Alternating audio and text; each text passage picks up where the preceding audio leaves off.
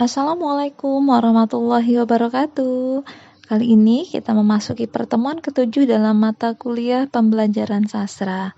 Pada mata kuliah pembelajaran sastra kali ini, kita akan berdiskusi terkait dengan hasil pemaparan teman-teman Anda, yaitu membahas strategi inquiry, strategi jigsaw, strategi karya wisata, strategi bercerita berpasangan, dan strategi bermain peran. Nah, nanti dalam pertemuan ini kita nanti akan menyimak, masing-masing Anda akan menyimak pemaparan tersebut. Kemudian tentu Anda yang berbeda kelompok akan menyimak keempat kelompok yang lain, seperti itu secara bergantian. Kemudian nanti kita akan mencoba menanggapi hasil pemaparan tersebut. Kita akan berdiskusi terkait strategi tersebut, dan nanti kita akan memanfaatkan pembelajaran berbasis e-learning ya. Kita akan memanfaatkan pembelajaran berbasis e-learning untuk berdiskusi dari apa yang telah disampaikan. Jadi nanti link YouTube teman-teman yang sudah dibuat itu akan saya bagikan. Nanti kita akan menonton bersama-sama dan menyaksikannya. Begitu untuk kegiatan yang akan kita lakukan hari ini. Nah, untuk persiapan ujian tengah semester pembelajaran sastra, ini akan nanti dimulai dengan Anda belajar dari konsep awal ya, pembelajaran sastra itu pentingnya seperti apa, kemudian apa permasalahan, kemudian juga ada nilai dan manfaat sastra dalam pembelajaran. Nah, nanti intinya Anda akan diminta melihat kasus-kasus dalam pembelajaran sastra, kemudian nanti saya akan minta Anda menjelaskan terkait itu. Anda juga akan saya minta membaca salah satu teks ya dalam pembelajaran sastra seperti itu, nanti Anda tuliskan di dalam jawaban pada e-learning. Jadi intinya sih lebih sampai tentu materi yang akan Anda baca, yang akan Anda pelajari sampai kepada strategi pembelajaran sastra. Karena terkait dengan menganalisis kurikulum, menganalisis buku bahan ajar, itu akan kita pelajari setelah ujian tengah semester. Seperti itu. Nah, jadi sekali lagi untuk kegiatan hari ini agar bisa dipahami bersama-sama, juga sebagai mengulas ya, agar kita semakin paham lagi sebenarnya strategi inquiry itu yang konsepnya pada menemukan bagaimana dia diatur, bagaimana disusun. Nah, nanti saya juga akan memberikan tanggapan, kita akan berdiskusi bisa menggunakan WA group ataupun juga lewat e-learning seperti itu.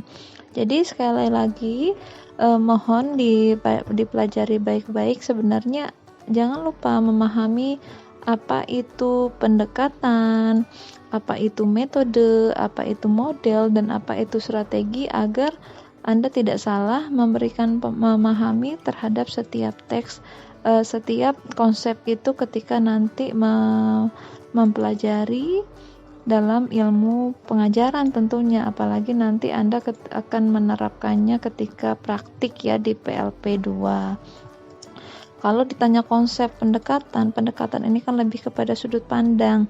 Nah, pendekatan inilah juga yang bisa melahirkan nanti ya, yang melahirkan strategi-strategi tersebut. Jadi asumsi-asumsi kita dalam pembelajaran ini yang perlu kita perkuat. Jadi Anda akan mengonsepkan sebuah pembelajaran itu seperti apa, itu lebih kepada konsep sebuah pendekatan. Nah, pendekatan dulu itu secara umum kan dibagi, ada pendekatan yang berbasis kepada peserta didik atau berbasis kepada guru. Tapi kalau sekarang lebih luas lagi, yang seperti kita pelajarin kemarin, ada pendekatan yang whole language, pendekatan terpadu, pendekatan komunikatif. Jadi guru yang merancang, mempersiapkan mana pendekatan yang sesuai dengan pembelajarannya. Nah, kemudian kemarin kita juga belajar model. Model ini kan bentuk pembelajaran yang menggambarkan proses awal sampai akhir. Ini benar-benar dikemas oleh seorang pendidik. Jadi model ini seperti bingkai lah yang mengaplikasikan metode pendekatan dan teknik kita. Maka terlihat, oh ini modelnya model analisis, oh ini modelnya induktif. Jadi metode yang kita masukkan, pendekatan yang kita masukkan atau strategi itu terdapat dalam model. Nah, metode ini juga terdapat dalam model itu. Misalnya metode apa yang kita gunakan ini kan tergambar dalam sebuah proses tadi. Metode ini juga tergambar dari pendekatan yang kita gunakan. Jika pendekatan kita orientasinya siswa, biasanya kita akan menggunakan metode-metode diskusi, brainstorming, kita akan ajak siswa berpikir dan sebagainya. Nah, strategi ini kan cara yang digunakan secara prosedural. Jadi kalau dalam proses ini yang digunakan strategi. Misalnya kita milih tadi strategi inquiry, maka kita bisa memasukkan metode dalam strategi inquiry ini, bisa memasukkan metode ceramah kah? Bisa saja. Misal setelah siswa menemukan, nanti ada guru memberikan ceramah untuk menjelaskan apa yang ditemukan siswa. Mungkin metode yang paling tepat pada inquiry ini ada metode pengalaman lapangan. Siswa diberikan kasus, diberikan masalah, nanti mereka diminta menerapkan.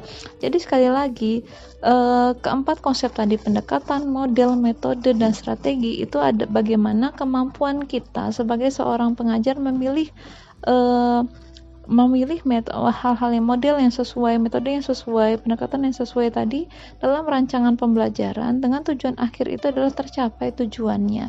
Maka guru harus jeli memahami indikator, memahami tujuan pembelajaran, sehingga apa yang diharapkan dapat tercapai dengan baik.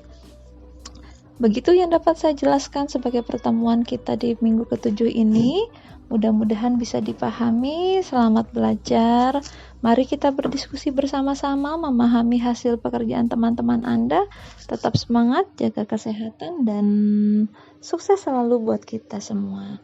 Wassalamualaikum warahmatullahi wabarakatuh.